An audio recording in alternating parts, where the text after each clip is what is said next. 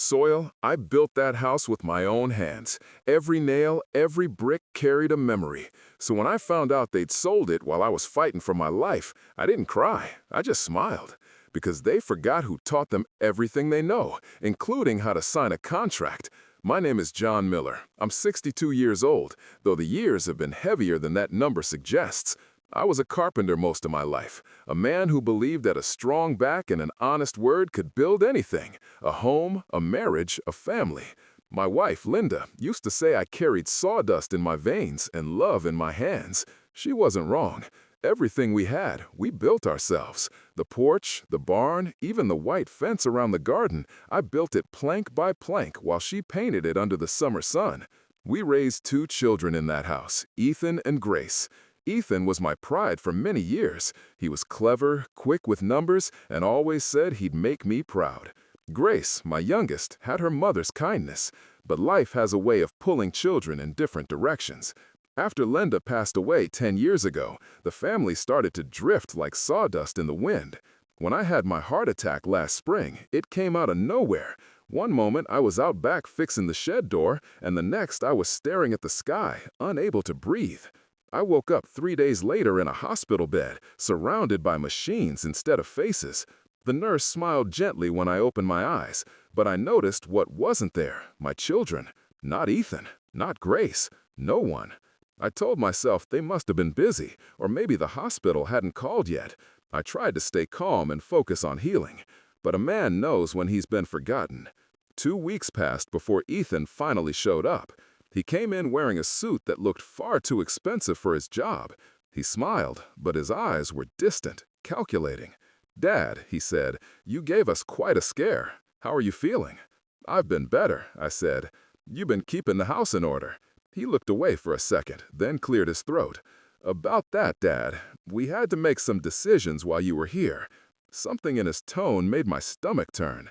Before I could ask, his phone rang. He answered it quickly and stepped out.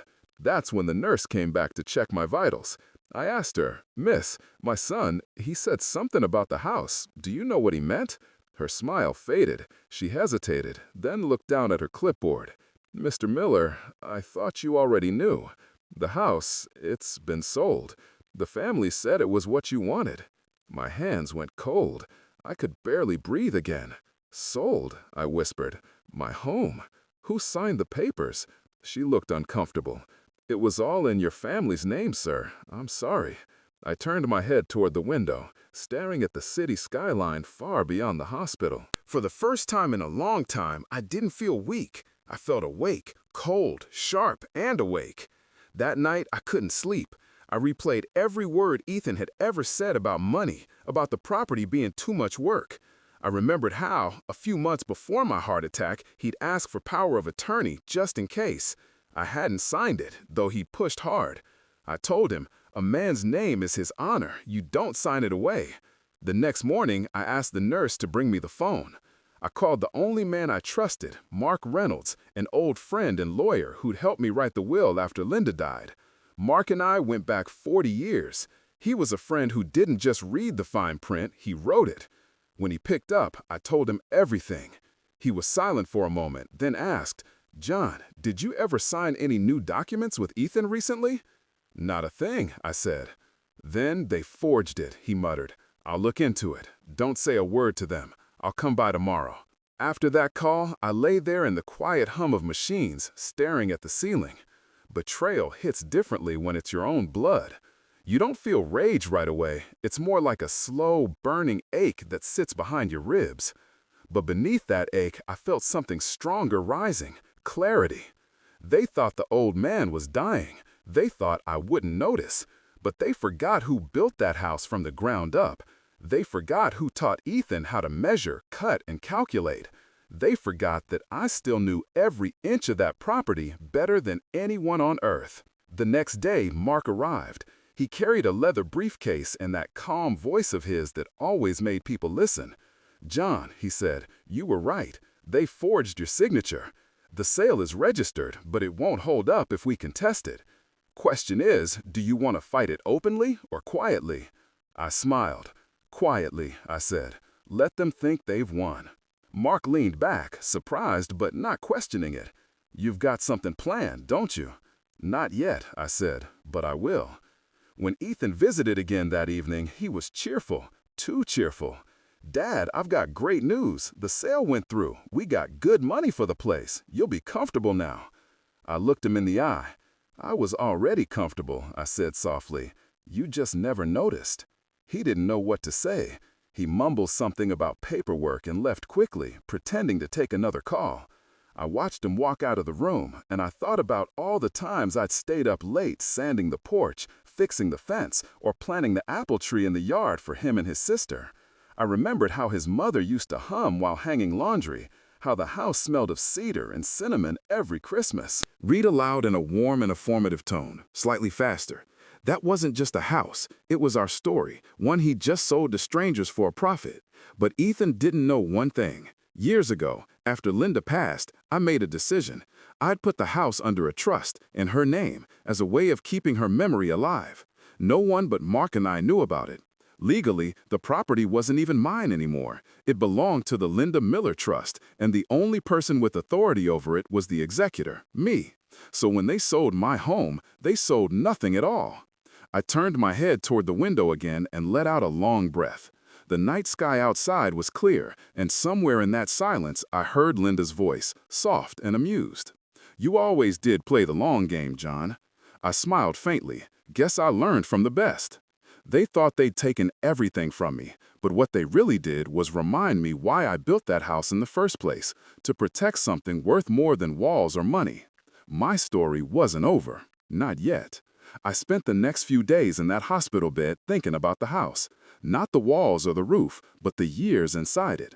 I could close my eyes and hear the echoes of laughter from decades ago, back when Linda and I were young, broke, and full of plans. I remember the first time we saw that empty lot. It was just a stretch of dirt and weeds on the edge of a quiet town. I told her, "This is it. This is where we'll plant our roots." She laughed, said I was dreaming too big, but she brought lemonade every weekend while I worked. I built that place nail by nail with my hands blistered and my heart full. When the foundation set, Linda pressed her hand into the wet cement beside mine. For 35 years, those prints stayed there by the front steps, our silent promise to each other. We moved in the following spring. The house wasn't much to look at back then, but it was ours. I built the porch wide because Linda loved to sit outside at sunset, wrapped in a blanket, listening to the crickets. I'd sit beside her after long days at the mill, smelling the wood dust on my skin and the apple pie cooling in the kitchen. That porch became our world. We planned our children's futures there, dreamed out loud, even fought a few times. Every family does. Ethan was born 2 years after we moved in. From the beginning, he was sharp, curious, restless, always reaching for more than he could hold. I saw myself in him, but sharper, quicker to climb. Grace came 3 years later, quiet like her mother, her laughter softer but warmer. Linda always said Grace had the kind of soul that made a house feel like home. The years passed, the kids grew. I worked, saved, and fixed everything that ever broke. I didn't care that we weren't rich. My wealth was in the mornings when the kitchen filled with light and my family sat around the table. Life was simple and full. But time changes people. When Ethan went off to college, he came back different. His voice had an edge I didn't recognize, ambition mixed with impatience. He talked about investment, leverage, and how old ways don't make money anymore. He said the house was a good asset and I should think about retirement. I told him that house wasn't an asset, it was home. He smiled politely, but I saw the calculation behind it. I didn't say much. Sometimes silence keeps more dignity than argument. Grace stayed closer. She visited every weekend, even after she got married. Her husband, Tom, was a quiet man who worked at the post office. We'd talk about fishing, taxes, little things that kept the world turning. Grace always brought me jars of jam, the same kind her mother used to make. But even she started to drift once Ethan began managing the family finances. He had a way of talking that made people feel small when they didn't understand his world. Linda got sick not long after that. Cancer. It came fast, like a storm that never stopped raining. I built a small ramp to the porch for her wheelchair and stayed by her side until the end. Before she passed, she made me promise something. "John," she said, holding my hand, "don't let them sell the house. Keep it for Grace's children, for the future. Promise me." I promised. And when she was gone, I kept my word the only way I knew how, by turning her name into the legal owner. That trust was my way of keeping her there, part of the house forever. Ethan didn't know about it, and I never told him. Some secrets need to sleep quietly until they're needed. After Linda's funeral, Ethan was the first to suggest selling. "It's too much for you alone, Dad," he said, his tone soft but rehearsed. "You could live in the city near Grace and me. You'd be comfortable." But I knew what comfort meant to him, numbers, not love. I said no, and that was the first time I saw anger flash across his face. He covered it quickly, but I saw it.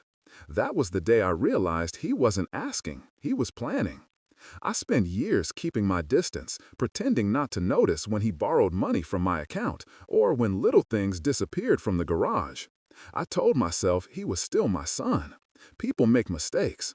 Maybe he'd come around. Maybe he'd see that love and loyalty weigh more than property deeds. But love without respect is like a house without nails. It falls apart eventually. One winter evening, about a year before my heart attack, Ethan stopped by with his wife, Melissa. She was polite at first, but she had that sharp look, the kind that measures what something's worth before it even speaks. Over dinner, she said, "Dad, don't you think it's time to move somewhere easier?" "Soil, you could sell the house and travel. Enjoy what you've built." I smiled and said, "Sweetheart, I already enjoy it. Every creak of those floorboards is my travel story." She didn't like that answer. I could see the irritation in her jaw. Ethan didn't say a word, just sipped his wine and stared at the table. They left early that night, and I remember watching their taillights disappear down the road, knowing something between us had quietly broken. After that, Ethan stopped calling as much. Grace tried to keep in touch, but she was caught between loyalty and peacekeeping. I never blamed her. Some wars in families aren't fought with words. They're fought with silence and distance. Then came that morning in the shed when my heart stopped. If I hadn't been found by a neighbor, I wouldn't be here to tell this story. Maybe Ethan thought the same. Maybe when he heard I was in the hospital, he saw an opportunity, not a crisis.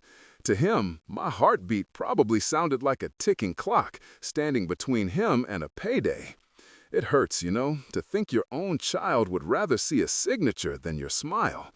But when life hands you betrayal, it also gives you a choice: fall apart or build again. And I'm a builder, always have been. So I lay in that hospital bed, remembering the laughter that once filled those walls, the smell of Linda's coffee, the sound of Grace's piano on Sunday mornings, and I made a decision. They might have sold the house, but they would never own my peace. They could forge my name, but not my legacy. That night, I told myself something simple but powerful. The same hands that built can rebuild. The same man they counted out still held the blueprints. And the next time they saw me, I'd be standing on that porch again, not as a victim, but as the man who never stopped building, even when his family forgot what he was made of. A week passed after I spoke to Mark. The doctor said I was strong enough to be discharged soon, but I didn't rush. Healing wasn't just about my heart, it was about collecting my thoughts. I spent long nights staring at the ceiling, replaying memories of my children, wondering where the love had gone. There's a special kind of silence that settles over a man when he realizes his family stopped seeing him as blood and started seeing him as a burden. One evening, a soft knock came at my hospital door. When I said, "Come in," I was surprised to see my old neighbor, Harold Jenkins. Harold and I had been friends for 40 years. He was one of the few people who still dropped by to share coffee on the porch before my heart gave out. His hair had gone white, his hands shook a little, but his eyes were as sharp as ever. He walked in, holding his cap nervously. "John, I'm sorry to bother you." "Soil, I shouldn't be here, but I didn't know who else to tell." My chest tightened. "What's wrong, Harold?" He looked around the room, then leaned closer. "Your son came by the house. Well, what used to be your house, I suppose. He had men with him, movers. They were loading your furniture into trucks." I gripped the side of the bed. "When?" "2 days ago. They said the place was sold. Some young couple came by to see it, too. Ethan told them you'd moved into assisted living and that the sale was final. For a moment, I couldn't speak. The blood in my ears roared like a river. Harold, I said quietly, do you still have that key I gave you years ago, the one for the back shed? He nodded. Never lost it. I need you to do me a favor. Go to the shed. In the top drawer of my workbench, there's a brown envelope marked M. Bring it to me. He hesitated. John, what's in it? The truth, I said. Just bring it. Don't tell anyone. He gave a slow nod and left without another word. When Harold returned the next morning, his face was pale. He handed me the envelope as if it were a piece of dynamite. You sure about this, John? I smiled faintly. Never been more sure. Inside was a set of documents, photocopies of the trust agreement and my wife's will, both bearing official seals and signatures. It clearly stated that the property known as 42 Oak Ridge Lane was owned by the Linda Miller Trust, established in 1997 under the care and execution of one John Miller. The deed could not be transferred, sold, or leased without the executor's consent, which meant me. I called Mark right away. He came within the hour, still in his office suit, carrying his leather briefcase. When I showed him the papers, he grinned. John, this is perfect. This means they sold heir. The buyer can't legally own the property. That's what I figured, I said. But I don't want to fight them in court. I want to let them hang themselves first. Quietly. He nodded. You want me to let the sale proceed on paper, but prepare the reversal. Exactly. Let them taste the victory. Then we'll pull the rug out. Mark sat beside my bed. You know, John, not many men your age would think this far ahead. I chuckled. Not many men my age get betrayed by their own kids. That night, as the hospital lights dimmed and the hallways went silent, I held Linda's photo in my hand. I whispered to her like I used to when we lay awake in that creaky old bed. You were right, darling. Money changes people, faster than time ever could. But don't you worry. I'm still watching over what we built. The next morning, Ethan came by again, carrying a big smile that didn't reach his eyes. Hey, Dad, you look better. Guess that hospital food isn't so bad after all. I've had worse, I said calmly. Soil, how's everything at home? He hesitated, then said, about that. We moved some of your things into storage. The new owners want to start renovations soon. I nodded slowly. That right? Yeah, he said quickly, eyes darting to the floor. I know it's hard to hear, but it was the best thing to do. The market's good right now. You'll thank me later. Maybe I will, I said softly. Tell me, son, who handled the sale? Oh, just a guy from the agency downtown, he said too fast. Why? I smiled. No reason. Just curious who you trusted with my name. For a flicker of a second, I saw fear cross his face. He recovered fast, forced a laugh, and patted my arm. You should rest, Dad. Let me handle everything. As he left, I noticed a gold watch on his wrist. I knew that watch. It was mine, a retirement gift from the mill 20 years ago. He must have taken it from the dresser while I was in the hospital. I stared at the empty space where it had once belonged on my wrist and felt something inside me go quiet. Not angry, just quiet. After he left, I called Mark again. Start the paperwork, I said. Let's prepare the correction deed and hold it until I say. He sighed. You sure you don't want to warn Grace? No, I said. She'll find out when the time's right. I don't want her caught between us. That week, the nurses said I'd be discharged by Friday. I watched the clock tick down, not out of impatience, but calculation. The timing mattered. Every day they thought I was helpless was another day the truth stayed hidden. They'd already written me off, the old man fading into the background. Good. That's where I worked best. On Thursday night, I got another visit, from Harold again. John, they're throwing a party at your place, he said. Champagne, music, the whole thing. Ethan's calling it a new chapter. I smiled. Let him celebrate. Every king needs his coronation before the fall. Harold frowned. You're taking this awful calm. I've been building things all my life, Harold. Sometimes you build a wall. Sometimes you build a trap. He laughed softly and shook his head. You always were 3 steps ahead. When he left, I looked out the window and saw the first light of dawn breaking over the horizon. The city was waking up, unaware of the small war quietly unfolding within one old man's family. I whispered to myself, "You taught them how to hammer nails, John. You just never taught them what happens when they swing at you." The papers they signed weren't worth the ink they used, but they'd find that out soon enough. And when they did, I wouldn't raise my voice or lift a finger. I'd just be there, watching when their own greed came knocking back. The morning they discharged me from the hospital, the world outside looked brighter than I remembered. Maybe it was the air, or maybe it was the feeling of walking free again, heart steady, mind clear.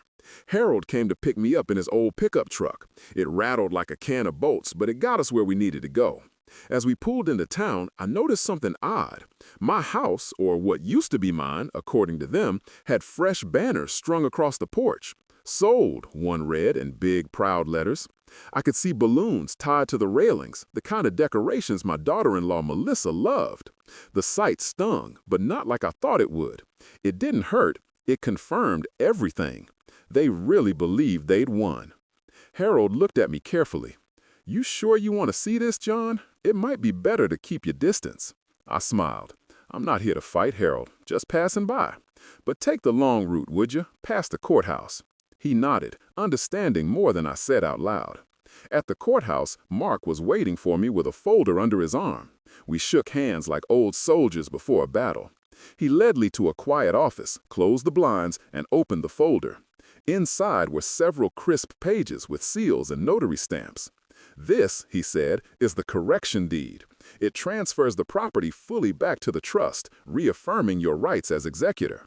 I've already filed the notice, but it won't hit public records for another 3 days. Gives them enough time to hang themselves." I nodded slowly. "And the sale?" "Legally void," he said. "No buyer owns what isn't theirs. The funds they received will be frozen once the deed update goes live. But I'd recommend keeping quiet until then." I chuckled. "I've got no problem with quiet." He leaned forward. "John, what's your end game here? You want the house back, that's done. But you're holding something back. What's the plan?" I looked out the window at the courthouse lawn. "It's not about revenge, Mark. It's about truth. They need to see who they became. And the only way they'll learn is to watch everything they built on lies crumble right in front of them." Mark closed the folder and smiled faintly. "You always did have a sense of poetic justice." After that meeting, Harold dropped me off at his house a few streets away. He'd offered me his guest room until things settled. "You sure you're all right here?" he asked. "You could stay longer if you need." "I'm fine," I said, settling into the worn couch. "It's strange, Harold. I built a home once. Now I'm watching strangers live in it." He patted my shoulder. "You'll get it back. Some houses remember their owners." That night, I sat by his window, watching the faint glow from the old place across the street. I could see figures moving inside. Ethan, Melissa, and their friends celebrating, glasses raised. Soil, they looked happy. Maybe that should have hurt, but all I felt was distance. They weren't my children in that moment. They were strangers wearing familiar faces. The next day, I decided to pay a quiet visit to the property. Harold insisted on driving me there after dark when the celebration was over. We parked down the road, and I walked the last stretch alone. The gate creaked as I touched it, and my heart tightened when I saw the porch up close. They'd changed little things. New paint on the railings, the flower pots moved, but my fingerprints were still everywhere. The porch boards I'd nailed down with Linda were still solid under my feet. For a moment, I could almost hear her humming in the kitchen. I walked around the back to the shed. It smelled of dust and oil, the same as ever. My tools were gone, but the bench I built years ago still stood. I knelt down and pressed the corner of one drawer, and with a soft click, the false panel opened. Inside was a small wooden box wrapped in cloth. I'd built that hiding spot decades ago when Grace was little and used to play with my tools. Inside the box was a single item. The original trust deed, signed and sealed, bearing my late wife's signature. I held it in my hands, the paper yellowed but still firm, and smiled. They'd sold a house they never owned. They'd forged a signature they couldn't even copyright. And they'd celebrated without realizing the foundation beneath them was already cracking. The next morning, Mark called. "John, you're going to want to sit down for this," he said. "The buyer's attorney called me. They're scheduling a final inspection before closing.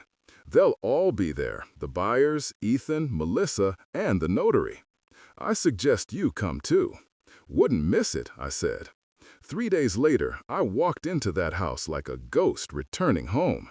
The living room looked foreign, new furniture, new faces, but under it all, it was still mine. The young couple smiled politely, not realizing the storm brewing around them. Ethan looked surprised to see me, but quickly masked it with false warmth. "Dad, you're out already. That's great. We were just finalizing some details." I nodded. "So I see." Melissa gave me that tight smile she always wore when she was pretending to be kind. "We made sure everything went smoothly, John. You don't have to worry about a thing." "Oh, I'm not worried," I said. "Not at all." The buyer's lawyer, a thin man with sharp glasses, cleared his throat. "Mr. Miller, just need to confirm a few details. You're listed here as the original owner, correct?" Ethan jumped in. "Yes, but the authority's been transferred. Everything's signed." The lawyer looked at me. "And you consented to this sale?" I smiled slightly. "I don't recall signing anything." The room went quiet. Melissa's hand tightened around her wineglass. Ethan laughed nervously. "Dad, you must be confused. You signed the documents weeks ago." I turned to Mark, who had just stepped into the doorway holding a folder. "Did I, Mark?" He opened the folder slowly, his voice calm and deliberate. "According to the county records, this property has been under the ownership of the Linda Miller Trust since 1997. The executor of that trust and the only individual authorized to transfer or sell the property is Mr. John Miller." He glanced at me and smiled. "Which means, Mr. Miller, that any sale conducted without your explicit consent is invalid." The buyers exchanged worried looks. "What are you saying?" the young man asked. "We paid the deposit." "I'm saying," Mark said, "you bought something these people had no right to sell." Ethan's face drained of color. "That's impossible," he stammered. "The documents were signed." "Forged," Mark interrupted. "We've already confirmed it. Your father never authorized this sale. You may want to prepare for legal consequences." For a moment, the room froze. I could hear the clock ticking in the hall, the soft hiss of the air conditioner, and the sound of Melissa's glass cracking in her grip. I looked at Ethan. "You forgot, son. You forgot who taught you to hold a pen, who showed you where every deed and document was kept. You learned from me, but you never learned enough." His lips parted, but no words came out. The buyers walked out quietly, muttering apologies, leaving behind the mess Ethan had made. Mark handed me a copy of the corrected deed. "It's official," he said. "The house is yours again." I took the paper, ran my thumb along Linda's faded signature, and whispered, "Ours." As I stepped out onto the porch, the sun was setting, spilling orange light across the yard. I looked back at the faces inside, Ethan and Melissa standing silent in the ruin of their greed. I didn't need to shout, didn't need to punish. Time would do that better than I ever could. Harold was waiting by the gate, his old truck idling. "Well?" he asked. "It's done," I said. "The house stays with its rightful owner." He smiled. Linda would be proud. I looked up at the porch, at the board still holding strong after all those years. "Yeah," I said softly, "she would." The hidden deed had done its job, not just to reclaim my home, but to remind me of something greater. You can lose your health, your trust, even your family's love. But truth? That's something you build once, and if you build it right, it never collapses. 3 days after the truth came out, my phone wouldn't stop ringing. First it was Ethan, then Melissa, then Grace. I didn't answer any of them, not because I wanted to be cruel, but because I had nothing left to say. The truth had already spoken louder than I ever could. That Friday morning, I sat on the porch, my porch, with a cup of black coffee, watching the sunlight fall over the yard. It felt the same as it always had, yet everything around it had changed. The birds still came to the feeder, the wind still whistled through the apple trees, but there was an emptiness that hadn't been there before. Betrayal leaves a quiet echo that even peace can't fill. Around 10 o'clock, I heard the sound of tires on gravel. A sleek black car pulled up to the gate, and I already knew who it was before I saw him. Ethan stepped out, dressed in that same expensive suit he'd worn the day he told me the house was sold. Only this time, he didn't look proud. He looked small, shoulders slumped, face pale, eyes hollow. Melissa followed behind him, her heels clicking like knives on the driveway. They stood at the gate for a long moment before Ethan finally spoke. "Dad, can we come in?" I sipped my coffee and nodded toward the porch steps. "You're already here." They walked up slowly, like strangers entering a place they weren't sure they belonged in. Melissa wouldn't meet my eyes. She clutched her purse like a shield. Ethan cleared his throat. "Dad, I wanted to talk. We made a mistake." I looked at him, calm and steady. "A mistake? Son, a mistake is when you drop a hammer and break your thumb. What you did was a choice." He opened his mouth, but I raised my hand slightly. "Sit down, both of you." They sat on the bench across from me. For a moment, we just listened to the creak of the boards beneath us, the same boards I'd nailed down 40 years ago. The silence was heavy, the kind that makes people squirm. Ethan finally said, "We didn't mean for it to go this far." Melissa cut him off sharply. "Don't put this on me." He turned to her. "You were the one who said he'd never know." They started bickering, voices low and desperate. I just watched. Sometimes silence does more than shouting ever could. When they finally stopped, I said quietly, "You both forgot something important. You forgot who I am." Ethan frowned. "You're my father." I shook my head. "No, you forgot the rest. I'm the man who built this home, the man who taught you to work with your hands, to measure twice and cut once. The man who raised you to understand that honesty is worth more than gold. But somewhere along the way, you stopped measuring your choices." He stared at the porch floorboards, eyes glassy. "I just wanted to make things easier, Dad. I thought if we sold the house, we could help you. You'd be safe, comfortable." I sighed. "You didn't want to help me. You wanted to help yourself. You wanted what I had, not what I needed." Melissa looked up suddenly, voice trembling. "Soil, we needed the money. You have no idea what we've been through." I leaned forward. "You're right, Melissa. I don't know your struggles, but I do know mine. I know what it's like to work 10 hours a day in the rain just to afford the nails to build this porch.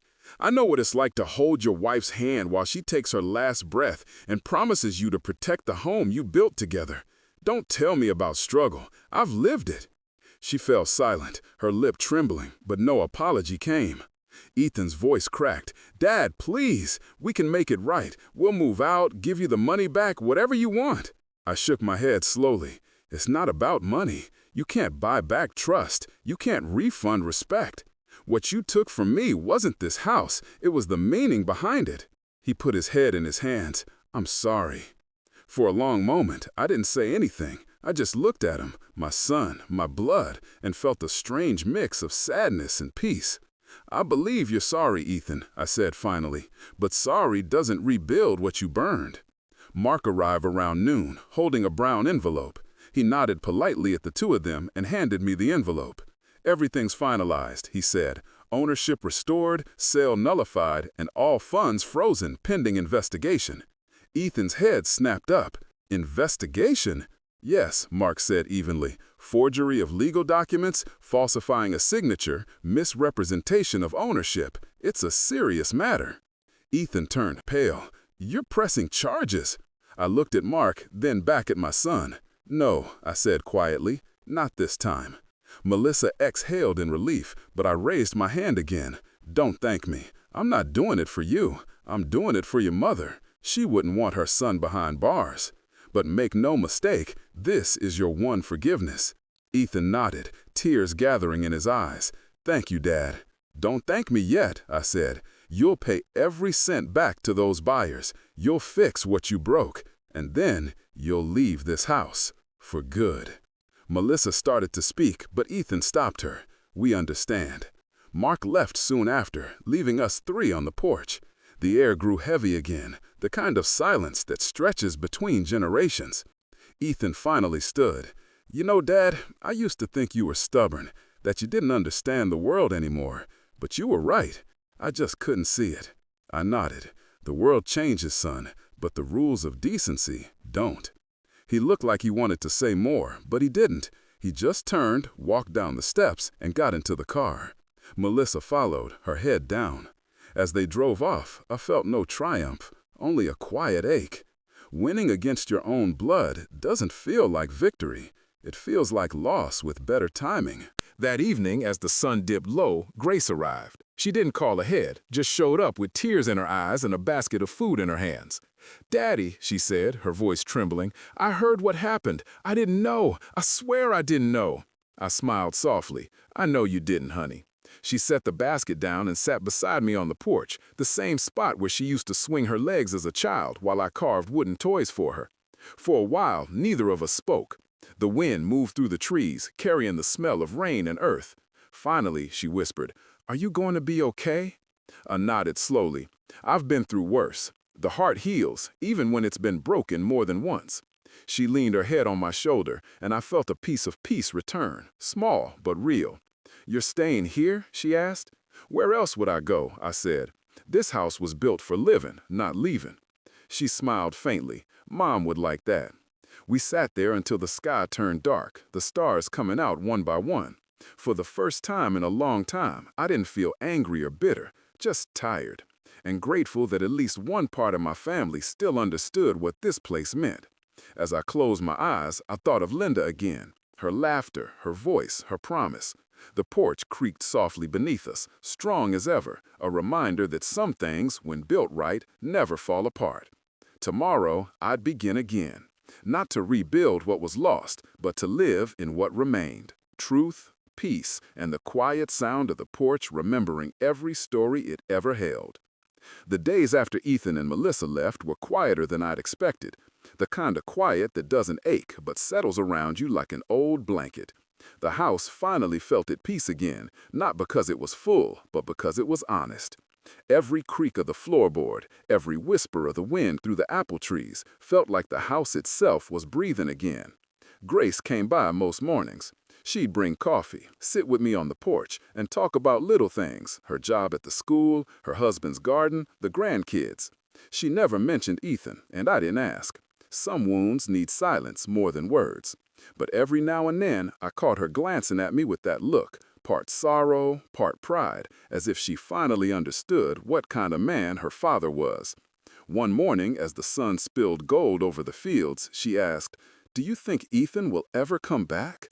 I watched the light play across the porch boards before answering. "Maybe, but not to this house. Not until he remembers what home means." She nodded quietly. "You still love him, don't you?" I smiled faintly. A father's love doesn't switch off. It just learns when to step back. She reached for my hand, squeezed it gently. "You're stronger than I'll ever be, Daddy." I chuckled. "No, sweetheart. I just had more years to practice forgiving people who didn't deserve it." That day, after she left, I sat alone for a long while. The wind rustled through the apple trees, and the old porch swing creaked softly in rhythm. I found myself talking to Linda again, like I used to when no one was around. "You'd laugh if you saw how it all turned out," I said softly. "Ethan tried to sell the house, just like you warned he might, but it's still here. We're still here." In my mind, I could almost hear her answer, that calm, knowing tone she always had. "You did what you had to, John. You kept your promise." The years had aged my hands, but not my memory. I remembered the smell of sawdust and rain from the day I built that porch. How Linda painted the railings white and left a smudge on her cheek she didn't notice until I kissed it away. How Ethan used to run down those steps barefoot to chase fireflies, shouting for me to look. And how Grace would fall asleep against my shoulder as the sun went down. Those memories didn't fade. They just settled deeper, like roots under soil. Sometimes, in the evenings, I'd see headlights stop by the gate and wonder if Ethan had come back. Once or twice, I thought about calling him to ask if he was all right, if he'd found his way. But I never did. Some lessons, I realized, must be learned alone. A man who cheats his own blood has to face himself in the mirror before he can face the world again. A month passed. The house no longer felt heavy with betrayal. It felt sacred. The neighbors started waving again when they passed by, some stopping to ask how I was holding up. I'd tell them the same thing. The house stands, and so do I.